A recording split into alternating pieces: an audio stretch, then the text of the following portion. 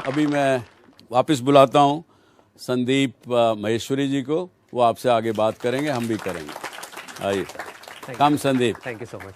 हाँ, अभी मैं यहाँ बैठा हुआ था तो मेरे साथ में आप, what's your name? Abhimanyu sir. Abhimanyu ने मेरे से एक बड़ा इंटरेस्टिंग सा एक क्वेश्चन पूछा और स्पॉन्टेनियसली मेरे अंदर से कुछ निकल के आया, and I thought it's very relevant for the all of you and like say for all the people who are watching me right now.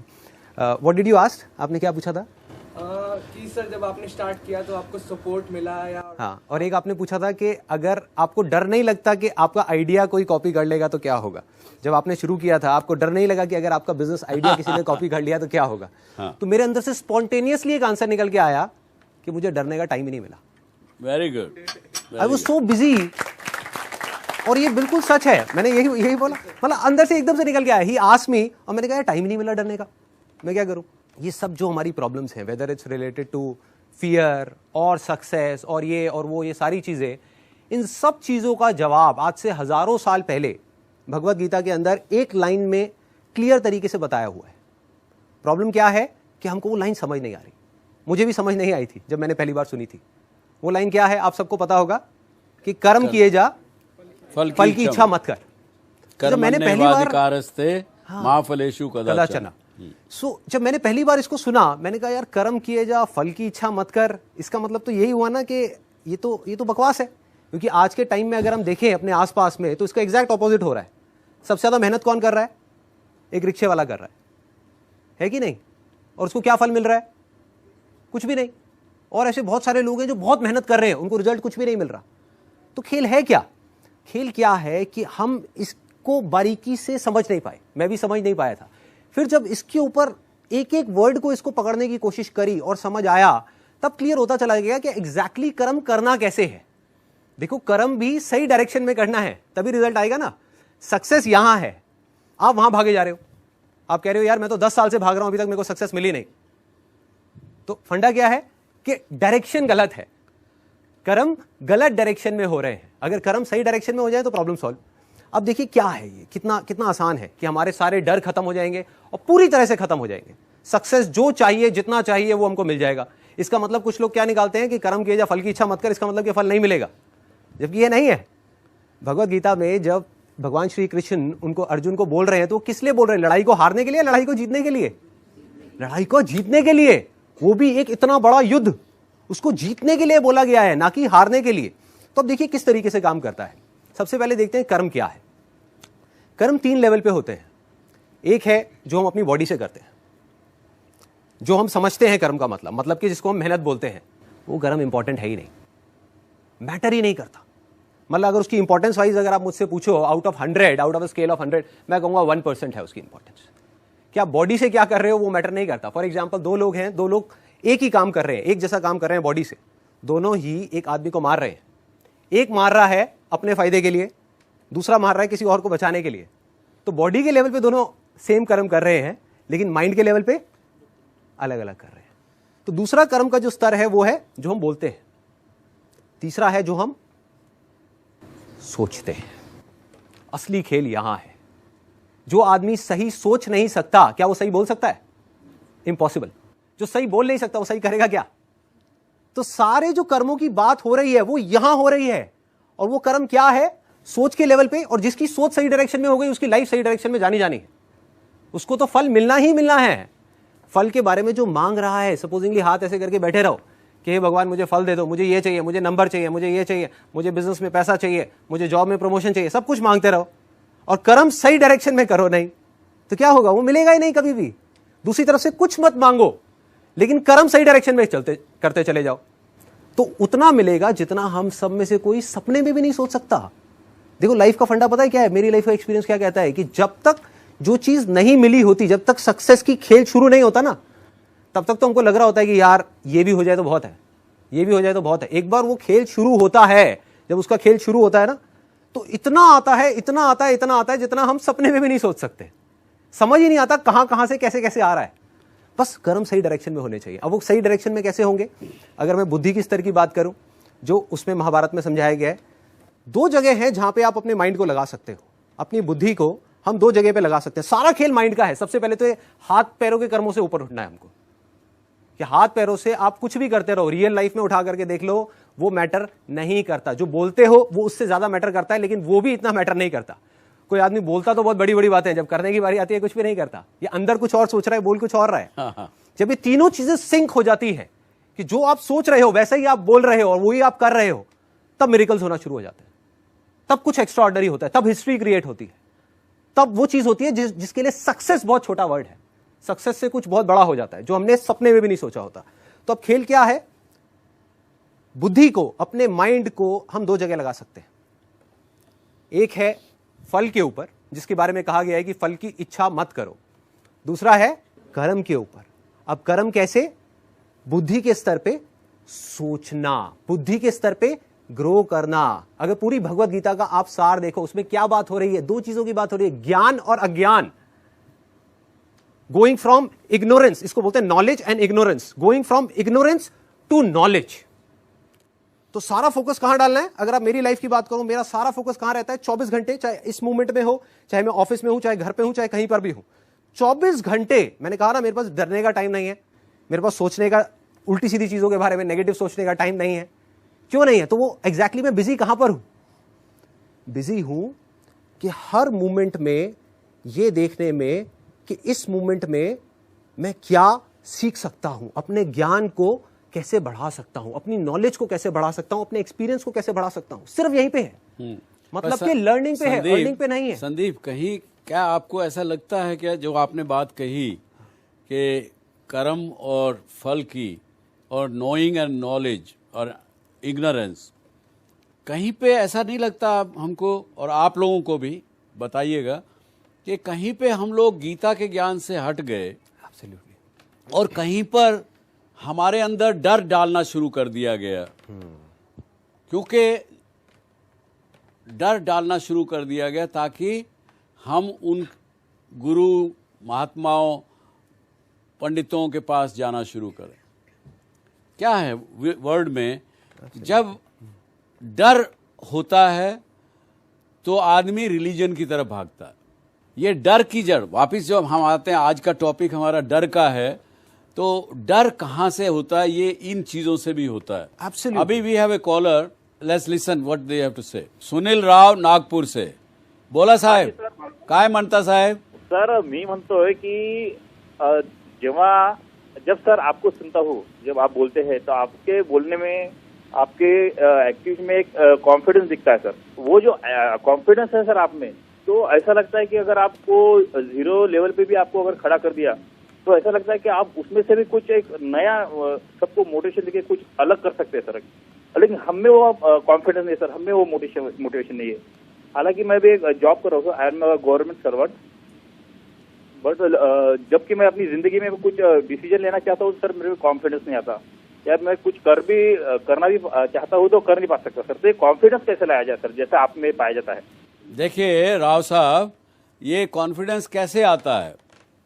क्योंकि जो ओरिजिनल चीज है, जो सच्चाई है, जब तक मैं उसके साथ चलता हूं तो मेरे अंदर कॉन्फिडेंस रहता है। जैसे एक समझिए, आप एक स्प्रिंग लीजिए, उस स्प्रिंग को आप प्रेस करिए, वो प्रेस रहेगा जब तक आप उसको दबा के रखेंगे, लेकिन द मोमेंट आप उसको छोड़ेंगे वो अपनी ओरिजिनल शेप में आ जाएगा। एक स्पंज को लीजिए, स्पंज को अगर आप पानी में सोख के उसको दबाएंगे, कितनी देर भी दबाइए, पानी निकल गया, लेकिन वो स्पंज जब तक अपनी ओरिजिनल फॉर्म में नहीं आएगा तब तक वो ओरिजिनल नहीं होगा। तो मैं ये कहता हूं कि आप अपने आप को पहचानें, अपने टैलेंट को अंदर को पहचानें, उसको पहचान के अपना एक्ट करें, तो आप में कॉन्फिडेंस भी आ जाएगा और आप कामयाब भी हो सकते। आज अगर संदीप, अगर हम देखें आज विकिपीडिया के ऊपर जाके, कहीं भी आप लोग देख सकते हो, प्रेस फियर, आपको कम से कम 1000-2000 पेज पढ़ने को मिल जाएंगे। और अगर रियल में देखें, फियर जैसे मैंने कहा कि केवल एक हमारे 10-20 इमोशंस जो हैं उनमें से एक है, और उसको ठीक करना अगर आप समझना चाहते हैं तो आपने जैसे रिया ने कहा पिछले हफ्ते, वो रिया की बात समझ जाएंगे तो आपको फियर फिर आगे नहीं होगा। और ये हमारे अपने अंदर है, चलिए बीच में एक सवाल लेते हैं। मेरा ये सवाल है, किसी ने अभी लास्ट वीक कहा था कि हम डरते हैं क्योंकि हमसे गलतियां हो सकती है, हमें डर रहता है कि हम गलती ना कर दे, पर गलतियां इंसानों से ही होती है, हम इंसान गलतियों का पुतला है, तो फिर हम डरे किस लिए? जब इंसान गलती का पुतला है, ये हमको घुट्टी में घोट घोट के पिलाया गया है। इस बात से कितने लोग हैं यहाँ सहमत हैं कि हम गलती के पुतले हैं? मेरा नहीं ख्याल कि हम गलती के पुतले हैं। कोई आदमी कहेगा इस बात को? हाँ, कोई नहीं, डर के उठाइए हाथ। 3 हाथ मुझे दिख रहे हैं, 4, 5 लोग ऐसा मानते हैं कि इंसान गलती का पुतला है। 90 लोग नहीं मानते कि गलती का पुतला है। मैं भी नहीं मानता। लेकिन गलती करने से डर लगना एक स्वाभाविक बात है। लेकिन गलत और सही क्या है, इसकी परिभाषा जो हम अपने संस्कारों से सीखे हैं, जो हमें बताया गया है, उसी में तो गलत मानेंगे ना। आज जो आपके लिए गलत है, हो सकता है मेरे लिए वो गलत ना हो। जो मेरे लिए गलत है करना, हो सकता है किसी दूसरे बिजनेसमैन के लिए ना हो। जो एक हिंदुस्तानी के लिए गलत है, वो अमेरिकन के लिए ना हो, या वेस्टर्न के लिए, उसके लिए ना हो। गलती की परिभाषा भी हमारी अपनी बनाई हुई है, उसको भी समझना पड़ेगा, और फिर हमको उससे डरें या नहीं डरें उसका निर्णय करना पड़ेगा। मेरे साथ ये होता है कि मैं सोचती हूँ यार ये करूँ या ना करूँ। मेरे पास 2 ऑप्शन होते हैं, मेरे पास प्रॉब्लम है, मेरे पास उसका सॉल्यूशन है, बट मेरा माइंड और मेरा हार्ट दोनों चीज़ों का सिंक नहीं होता। 2 ऑप्शन है। कुछ होता है कि मतलब मैं करूँगी, अगर दिल की सुनूंगी तो पता नहीं ये सही होगा, पर औरों की नज़र में गलत है, पर उसकी परवाह नहीं। पर कैलकुलेटेड होता है कि अगर दिमाग की सुनूंगी तो ज़्यादा अच्छा होगा। इस बीच में इतना कंफ्यूजन होता है कि वो प्रॉब्लम का सॉल्यूशन तो है, पर आगे नहीं बढ़ पाती मैं। आपने एक जी टीवी पे एक सीरियल आता है आजकल, नीली छतरी वाले। मैं देखती हूँ। देखती हो? जी सर। तो वहाँ पे सोल्यूशन तो सब मिलते हैं। वो उसको भी वही समस्या है कि वो दिल की सुने कि दिमाग की सुने। हाँ, बट सर मेरे पास तो सॉल्यूशन है, मैं कंक्लूड ही नहीं कर पाती, क्योंकि कई बार होता है कि आ तो रही है आवाज, पर कहाँ से आ रही है समझ नहीं आ रहा। करना क्या है आगे? मेरे पास सॉल्यूशन है, पर बढ़ूं तो कैसे सोल्यूशन है, उस पर बढ़ जाइए, डरिए मत। देखिए क्या है कि अब जैसे हम बात करते हैं दिल की आवाज़ और दिमाग की आवाज़, सबसे पहले आपको पता कैसे लगेगा कि कौन सी आवाज़ आपके दिल की और कौन सा दिमाग की है? How do you know? कोई ऐसा कोई मशीन है जिससे हम वो कर सकते हैं ये भी है। कि ये हार्ट से आई है, माइंड से आई? बिल्कुल, बड़ा अच्छा कहा। We don't know. तो उसका सोल्यूशन क्या है? देखिए बहुत ही आसान है, बहुत आसान है। छोड़ो दिल की आवाज़, दिमाग की आवाज़, ये सारी चीज़ें, कन्फ्यूजन, ये सारी चीज़ें। क्या करना है? जो भी आपकी स्ट्रेंथ्स हैं, हर आदमी के अंदर, हर इंसान के अंदर इस दुनिया में कुछ ना कुछ ऐसा है, वो मुझे आप सबकी आंखों में दिख रहा है, सबके अंदर, जो और पूरी दुनिया में किसी में भी नहीं है, फॉर श्योर। जो मैं तो क्या, मेरे जैसे 1000 लोग भी आ जाएं, यहां पर आकर के खड़े हो जाएं और वो करने की कोशिश करें जो आप कर सकते हो, तो वो सिर्फ आप ही कर पाओगे और कोई नहीं कर पाएगा। तो अपने उस अंदर के छुपे हुए टैलेंट को पहचानो। उसको पहचानने का पहला स्टेप क्या है? आपका डिजायर। किस तरह के डिजायर्स आपके अंदर उठ रहे हैं? दूसरा, आपकी स्ट्रेंथ्स। जब आपकी डिजायर, आपका जो भी डिजायर्स उठ रहे हैं, वो आपकी स्ट्रेंथ के साथ में मैच हो जाए, तो आंख बंद करके छोटे से छोटे लेवल पे उस काम को करना शुरू कर दो। सोचना बंद करना। बिल्कुल, प्रॉब्लम सॉल्व, अपने आप आगे बढ़ते चले जाएंगे। सर मुझे आपके पॉइंट का एक एक्सप्लेनेशन चाहिए। जैसे आपने बोला था मतलब पिछले वीक कि हमें प्रेजेंट में रहना चाहिए, अपना पास्ट या फ्यूचर के बारे में मत सोचो। तो सर अगर मैं प्रेजेंट में, आज मैं स्टूडेंट हूँ, तो मैं इसीलिए हार्ड वर्क करती हूँ क्योंकि मेरा फ्यूचर अच्छा हो सके। तो सर आपने कहा कि प्रेजेंट को देखो, तो ऐसे कैसे हो सकता है कि मैं फ्यूचर के बारे में सोचूं? Very good question, let's give a big hand for यार। देखिए कितना आसान है। अब आप मुझे खुद बताइएगा, आप खुद जवाब दीजिएगा। आपके पास में 2 ऑप्शंस हैं, एक वो जो भगवद गीता में लिखा हुआ है, एक वो जो 99% लोग कर रहे हैं, मतलब कि उसका एग्जैक्ट अपोजिट, कि आप यही बैठ करके सोचते रहो कि मेरे अच्छे मार्क्स आएंगे तो क्या होगा, मेरे मार्क्स अच्छे नहीं आए तो क्या होगा। यही होता है, 24 घंटे यही दिमाग में चलता रहता है कि यार पढ़ भी रही हूं, उसके बाद भी अगर क्वेश्चंस अलग आ गए तो क्या होगा। चलो क्वेश्चंस भी सही आ गए, लेकिन उस टाइम पे जाकर के भूल गई तो क्या होगा, पता नहीं वो याद रहेगा भी या नहीं रहेगा। ऐसे ऐसे सवाल आते हैं। एग्जामिनर अच्छा नहीं मिला तो पता नहीं क्या होगा। काफी कुछ तो एग्जामिनर के हाथ में भी है ना। जैसे एक मूवी में दिखाया था कि एग्जामिनर ने जा करके अपनी, उसको कोई घर पे आया हुआ था, उसको दे दिया था। अभी कौन सी एक मूवी आई थी, आई थिंक हमटी शर्मा की दुल्हनिया। एक एग्जामिनर वाज देयर, उन्होंने जा करके अपनी बेटी को दे दिया जिसको ABCD भी नहीं पता थी, और वो उसको चेक कर रहे हैं और मार्क्स दे रहे हैं। देखो क्या है फंडा, क्या है फल आपके हाथ में है ही नहीं। इस बात को हम जितनी जल्दी समझ जाएंगे उतना अच्छा है हमारे लिए। क्या हमारी सांसें हमारे हाथ में हैं? 1 साल बाद क्या होगा वो तो बहुत दूर की बात है। क्या हम अगले सेकंड में बोल सकते हैं कि हमारी सांसें चल रही होंगी या नहीं चल रही होंगी? We can't predict. तो सॉल्यूशन बचता क्या है? एक ये है कि हम उठा करके अपना सारा फोकस वहां डालें, फ्यूचर पे या पास्ट पे। पास्ट में सपोजिंगली अच्छे नंबर नहीं आए तो हम बार बार पास्ट के बारे में सोचें या फ्यूचर के बारे में। या फिर ये है कि इसको एक्सेप्ट कर लिया जाए कि भैया मेरे हाथ की चीज ही नहीं है, इसको छोड़ दो। अभी मेरे हाथ में क्या बचा? जैसे ही आपने उसको छोड़ दिया, उस फल को ही आपने छोड़ दिया कि नंबर अच्छे आए बुरा आए मेरे हाथ में नहीं है। मेरे हाथ में क्या है कि आज और अगले 6 महीने तक जब भी एग्जाम रह गए हैं, मुझे सिर्फ पढ़ना है, दिल लगा के पढ़ना है, मजे से पढ़ना है, और उससे आपको प्यार हो जाए। अभी प्यार किससे है? नंबर से है। ये हमारी सारी जड़ है लाइफ की प्रॉब्लम्स की। प्यार किससे है? अर्निंग से है। नेम फेम मनी मिल जाए, सबको मिल जाए, सबको चाहिए, लेकिन मिलेगा कब? जब लर्निंग होगी, जब पढ़ोगे तभी तो नंबर आएंगे। तो सारा ध्यान अगर हम उठा करके यहां डाल दें और रिजल्ट को, जिसको भी आप मानते हो, सपोजिंगली भगवान को मानते हो या डेस्टिनी को मानते हो, उस पर छोड़ दो, लीव इट, और कंप्लीटली अपना फोकस, अपना सारा ध्यान ले आओ पढ़ाई के ऊपर, तो नंबर आएंगे। जैसे संदीप जी ने कहा कि आप प्रेजेंट में रहने की कोशिश करें, तो मैं कहता हूं क्यों रहने की कोशिश करें प्रेजेंट में? क्योंकि जब आप प्रेजेंट में रहेंगे तो आपका पूरा कंसंट्रेशन जो आप इस समय कर रहे हैं उस पर होगा। अगर आपका दिमाग बार बार फ्यूचर के लिए जा रहा है तो आप पूरी बात जो मैं कह रहा हूं या संदीप जी कह रहे हैं या आप पूरी समझ नहीं पाएंगे, सुन नहीं पाएंगे। प्रेजेंट में रहना इसलिए जरूरी है कि आप जो कर रहे हो उसका इम्पैक्ट पूरी तरह से हो, मजबूती से इम्पैक्ट हो। दिमाग अगर इधर गया उधर गया, आप देखते हैं हम लोग पढ़ रहे हैं, हम कुछ काम कर रहे हैं, लेकिन मोबाइल भी ऑन करके भूल गए उसको स्विच ऑफ करना। फोन आया, सुना, उसके बाद फिर अपने दिमाग में लगाएंगे उस किताब में, 1, 2, 3 मिनट लगेंगे जब तक आप फिर वापस कंसंट्रेट कर सके। इसलिए प्रेजेंट में रहना आवश्यक है। और मैंने पिछले भी एक प्रोग्राम में कहा कि अगर आप कुछ भी करना चाहते हैं, अगर कंसंट्रेट करेंगे तो सब कुछ पॉसिबल है। और मैंने एक बड़े घटिया तो नहीं कहूँगा, लेकिन एक बड़े छोटा सा एक उदाहरण दिया। यदि मुझे संदीप को या किसी लड़की को संदीप को पटाना है और वो अगर इस तरीके से सामने जा रही है लड़की और मैं इधर जा रहा हूँ, अगर मेरी पूरी ताकत से मैं इनकी गर्दन में, अगर पूरी कंसंट्रेशन से अगर गर्दन में लगाऊंगा तो इनका मुड़ के देखना ही पड़ेगा मुझे। देखो, देख लिया मैंने।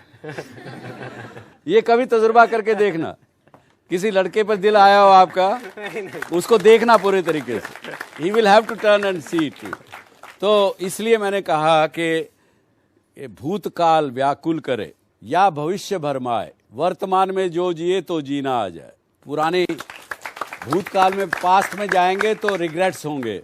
तो आज का ये प्रोग्राम भी यहाँ इस बात से ख़त्म करेंगे कि कॉन्शियसनेस अगर हम रखेंगे ज़िंदगी में, अगर हम अपने आप को पहचानेंगे तो डर नाम की चीज़ नहीं रहेगी। और डर के साथ आपको जो चीज़ है वो आपकी सक्सेस में, कामयाबी में, चाहे वो आप नौकरी करते हो, चाहे बिजनेस करना चाहते हो, एंटरप्रेन्योर बनना चाहते हो, हर चीज़ में बाधा डालेगा।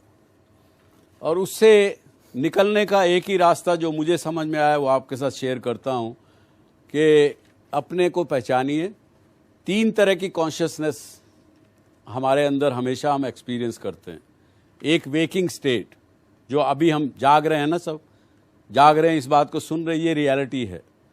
दूसरा है ड्रीम स्टेट, नींद आती है, सपने आ रहे हैं, आप उस ड्रीम वर्ल्ड में, वो उस टाइम में वो रियलिटी है। ड्रीम, जिस वक्त आप सपने में जाते हैं, आज मान लीजिए आप एक स्टूडेंट हैं यहाँ, लेकिन सपने में अपने आप को एक क्वीन समझ रही हैं, ऐश्वर्या राय समझ रही हैं, उस वक्त की वो सच्चाई है। दूसरे, जब वेकिंग अप करते हो वापस फिर अपने उसी जगह पे आ जाते हो जो आप रियल में हैं। दूसरी स्टेट ऑफ कॉन्शियसनेस। तीसरी state of consciousness is deep sleep, जब आपका कोई सपना नहीं है, कुछ नहीं है, आपको कुछ नहीं पता। तो ये तीनों चीजें हैं। और कॉन्शियसनेस को समझेंगे तो अपने को समझ में आने लगेगा कि अब मुझे डर लगने लगा है। और जब डर लगने लगा, उसको समझ लीजिए कि हाँ मुझे डर लग रहा है। जैसे ही आपने एक्सेप्ट कर लिया, जैसे उनके साथ हुआ मैथमेटिक्स में, वो सबके साथ होगा। डर दूर हो गया, कामयाबी आपके कदम चूमेगी। इसके साथ ही बहुत बहुत धन्यवाद। All the best. Thank you very much.